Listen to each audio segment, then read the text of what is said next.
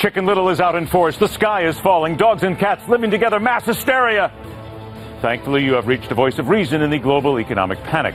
A cop does his job at a routine traffic stop and pays with his life. The reality of why cops are so ready to properly retaliate every second of every day. Hillary Clinton won't say it out loud, but you better believe she and her acolytes are worried about a possible Biden-Warren ticket.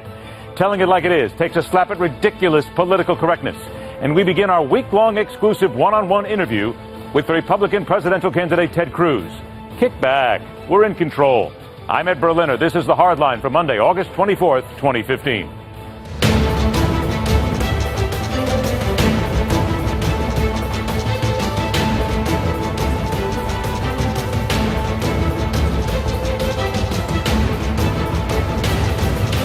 Very clear that the Chinese authorities have not been able to successfully rebalance their economy. Part of the strategy in doing that was to effectively pump up or create a stock market boom in order to create a wealth effect. That has failed, and they failed to arrest the downturn. The Chinese economy is crashing. Wall Street is going into DEFCON 4 mode, planning on how to stop the bleeding. There is panic everywhere. Except right here, where the voices of monetary reason always reside. Stop stuffing everything under the mattress. Listen closely. He is our first call on the hardline every time it's about the Benjamins. Veteran economist, Wall Street veteran, and author of The American Dream Under Fire, Steve Beeman. Joined by another veteran master economist, broker, dealer, author, and a former economic advisor to the Ron Paul presidential bid in 2008, Peter Schiff. Gentlemen, I thank you both for being here. All right, we're both going to do this. First of all, big breath, everybody. It's all over. Let's start right from there. Steve, let me start with you. This is a catastrophe, a disaster. America's falling. China's falling. The world is... Okay, stop. A little honesty here, Steve. 3.5% is an awful lot to fall, but isn't it fair to say that you could almost see this coming? Well, I think we can all say it's a bad day, but yes. And Ed, I learned flying airplanes, you never panic. You use your logical senses to wade through these things. This is not fun. We all saw the Chinese economy slowing down. I think we were a little surprised by the Chinese government's manipulation of the currency, followed by the Vietnamese doing the same thing.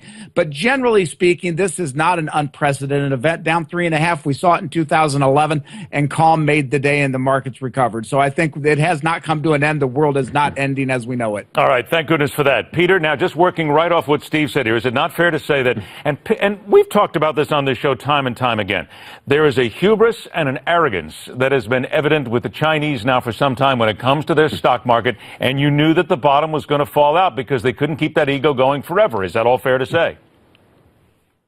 Actually, no. I mean, I think the media wants to blame this on China. First of all, the Chinese stock market is about unchanged on the year, slightly down. The U.S. market is down a lot more in 2015 than the Chinese market. The Chinese market did spike up earlier in the year, but it simply reversed that spike. And the Chinese market is considerably lower than it was back in 2007, whereas the U.S. market has had a huge ride on, it's been surfing the quantitative easing, 0% interest rate wave.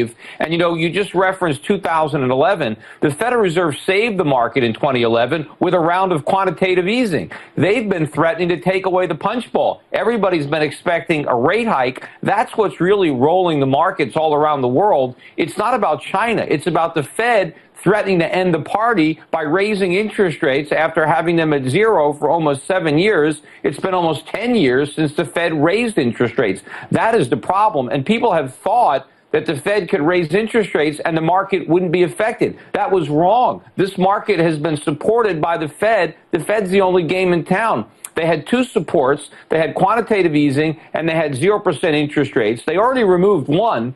They're threatening to remove the other. If they do that, there's nothing but air beneath the market, and this market is going a lot lower unless the Fed rescues it the way it did before. Not only does it have to take interest rate hikes off the table, but it's got to resurrect the QE program, and it's got to launch QE4. Now, that's not what I'm advising, but that's what they're going to do. All right, Steve, let's first of all get to the Fed issue here. Do you believe as well that it's the Fed who will come in and save this, or who needs to come in and save this? Well, I think it is accurate, as Peter says, that the Fed is what drove this market up. When there's nowhere else for money to go, it runs into the marketplace. I do think the Fed is still considering small increases, 25 basis point type numbers that are very, very small. But to Peter's point, that makes the market skittish, and I think it plays into this China thing. I don't think it's one or the other. I think it's a combination of many, many things that have happened. But I do think going forward, the Fed will be looking seriously at now whether or not they can raise rates because of this currency war that's going on. And that just leads to some questions about a QE4, which I'm not sure they can do it if they wanted to. So, Peter, is China indeed... Oh, I'm sorry, Peter, you were going to go ahead and answer something, please. No, I mean, it's not about can they do QE4. I mean, they shouldn't, but they have no alternative. And, you know, the Fed has been saying that they're data dependent. The data has been awful all year. The Fed just refuses to acknowledge that. You know, Q3 GDP is going to be lucky if it prints above 1%. It was 5% last year. That's an 80% slowdown. The first half of this year, GDP grew at 1.45%. This economy is rapidly heading towards recession, and this latest drop in the stock market is what's going to push it over the edge. So it is a U.S. recession that is on the horizon, and if this is true, we're finally going to start to see a big increase in layoffs and these job numbers that have been kind of the lone bright spot, unless you look beneath the surface to discover the real cause of the decline in the unemployment rate being the complete exodus, the mass exodus from the labor force of American workers and the number of Americans who are settling for part-time jobs, even though they actually want full-time jobs. Even that's going to turn negative if the Fed doesn't come up with QE. So, Steve, here I get to you, and this came from MarketWatch. Households just saw 1.8 trillion in wealth vanish. All right, Steve, you know how sometimes you and I just like to talk to the consumer out there, the nickel and dimer, the mom and pop who's out there right now, when they see 1.8 trillion disappearing, and we're looking at it disappearing in a lot of different areas right now. What is there that we can take from today, in your opinion, that can at least salve the wounds a little and keep people from having to run to the ledge?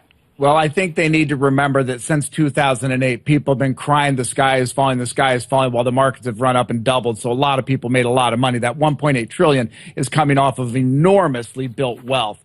Now, I'm not totally in disagreement with Peter. I think much of what he says makes sense. But by the same token, there are some counterbalancing measures here. Corporations sit on a great deal of cash that if they put it to work, that in and of itself is a stimulus effect.